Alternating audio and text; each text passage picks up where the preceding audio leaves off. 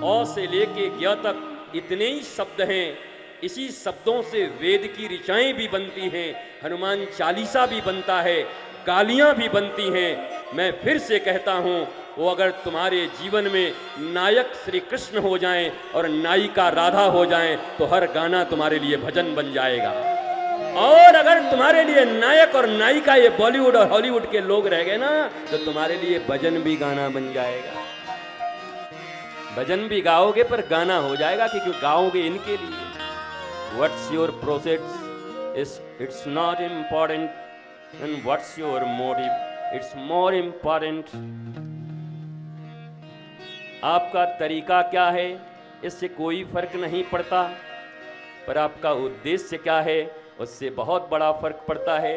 अब जरा सोचो, दिल में कृष्ण हो, दिल में राधा हो, दिल में अपने माता पिता और गुरु हो, और एक बार ये गा के देख लेना, एक तेरे सिवा इस दुनिया की हर चीज अधूरी लगती है। तुम पास मेरे पास नजदीक भी दूरी लगती है। धीरे धीरे ताली बजाओ, भजन तेरे है। सिवा इस दुनिया में हर चीज अधूरी लगती है।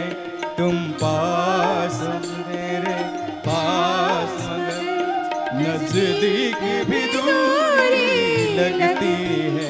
ओ मेरी राधा, मेरे प्यारे कन्हैया, ओ नंदलाला, ओ गोपाला, अरे ओ वृंदावन बिहारी।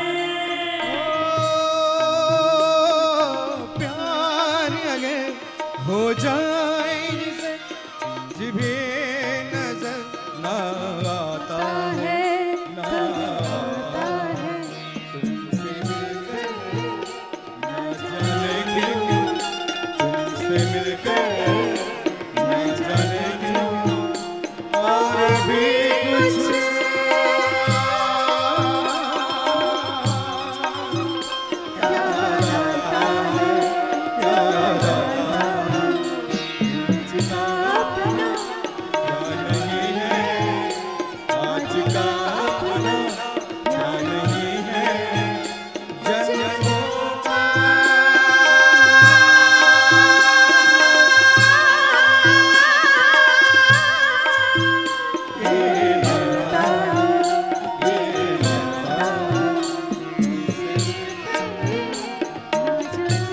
जब दो दो कलाकार होते हैं ना, कहीं दो दो कलाकार हैं, एक वैष्णवी हैं साध्वी और एक वीरेन जी, दोनों दबना नहीं चाहते। गाना भले ही दब जाए पर दोनों दबना नहीं चाहते। मुझे लगता है इसको जो बहुत दिलों में उतार सकता है वो गाए। कुछ तुम गा लो, कुछ वो गा लें, दिलों में उतरना है। कलाकार तो यहाँ एक ही है। ओ नंदलाला, अरे यशोदा के लाला, कहाँ हो?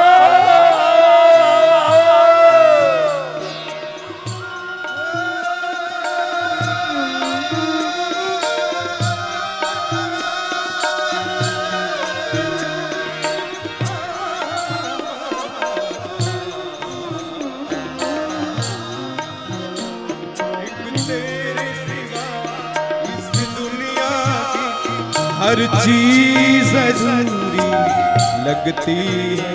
तुम पास हो कितने पास, मगर नजदीक भी दूरी लगती है। और यही बात वो सबसे पास है, सबसे पास वही है। तुम पास हो कितने पास, मगर नजदीक भी दूरी लगती है। क्यों लगती है इतनी दूरी? जो मेरे हृदय में है, जो मेरे रोम रोम में है, उससे दूरी क्यों है? कहां है वो? क्यों नहीं आता मेरे पास? क्यों नहीं मेरी आवाज को सुनता? क्यों मुझे वैष्णो देवी की सीढ़ियां चढ़नी पड़ती हैं?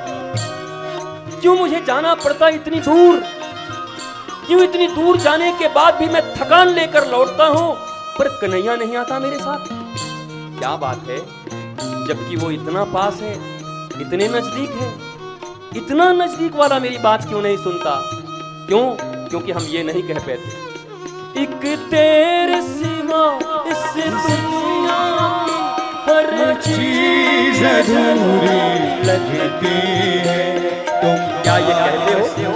क्या आपने ये कहा है कभी? क्या आपने ये कहा है? कलाकारों, थोड़ा मुझे भी दम दो। क्या आपने ये कहा है कभी, एक तेरे सिवा हर चीज अधूरी लगती है? कहा है? नहीं कहा। आपने कहा भी है तो किसी और के लिए कहा है, और ऐसों के लिए कहा है जो रोज स्टेटस बदलते, और ऐसों के लिए कहा है जो रोज डीपियां बदल लेते हैं साहब, नंबर भी बदल लेते हैं, और फिर तुम पागलों की तरह घूमते हो उनके पीछे पीछे, और फिर साइको हो जाते हो। और जिन माँ बाप ने तुम्हें पाल कर बड़ा किया इतने नाजों और नखरों से, जिन्होंने अपनी गोद में तुम्हें बिठाया, वो पागल हो जाते हैं तुम्हें देखकर कि मेरे बच्चे की ये हालत, मेरी बिटिया की ये हालत। कभी सोचते नहीं इस विषय में? कभी यहां बैठे उसको बोलो, एक तेरे सिवा इस दुनिया की हर चीज अधूरी लगती है। तुम पास हो मेरे पास, मगर ऐ कन्हैया क्यों इतनी दूरी लगती है? और ये इसलिए लगती है कि ज्ञान का अभाव है। जीवन में भक्ति जितनी जरूरी है ना, ज्ञान भी उतना ही जरूरी है। तुमने देखा वृंदावन में नारद और भक्ति का मिलन हुआ। भक्ति देवी बड़ी दुखी हैं। और भक्ति देवी क्यों दुखी हैं? क्योंकि भक्ति तो जवान है, पर उनका बेटा ज्ञान और वैराग्य बूढ़ा है। भक्ति जवान है, खुश हो जाती। भक्ति तो जवान है, भक्ति तो प्रसन्न है, उसको तो कोई रोग नहीं है। लेकिन उनका बेटा ज्ञान और वैराग्य है। ज्ञान और वैराग्य के दुखी होते हुए भक्ति भी कभी सुखी नहीं हो सकती। इसलिए मैं कहता हूं, भक्ति के साथ साथ गुरु के ज्ञान की बहुत जरूरत है। गुरु के ज्ञान से ही भक्ति टिकेगी। नहीं तो अजामिल की भी भक्ति थी। गया था जंगलों में लकड़ियां लेने के लिए, अपने गुरु और अपने पिता के लिए समिधा की लकड़ी लेने गया था। हवन होने थे। वहां जाकर किसी एक ऐसे विभत्स दृश्य को देख लिया, एक वेश्या को देख लिया, किसी के साथ रमण करते हुए बुद्धि विकृत हो गई, लकड़ी भूल गया, उसी वेश्या के पीछे पड़ गया और फिर उसी से विवाह कर लिया। भक्ति टिकी नहीं, ज्ञान नहीं था। कई लोग कहते हैं गुरुजी मेरे में तो भक्ति है। बेटा टिकेगा तब न, टिकाऊ नहीं है। आई तो है पर वो चली भी जाएगी। रंग महल के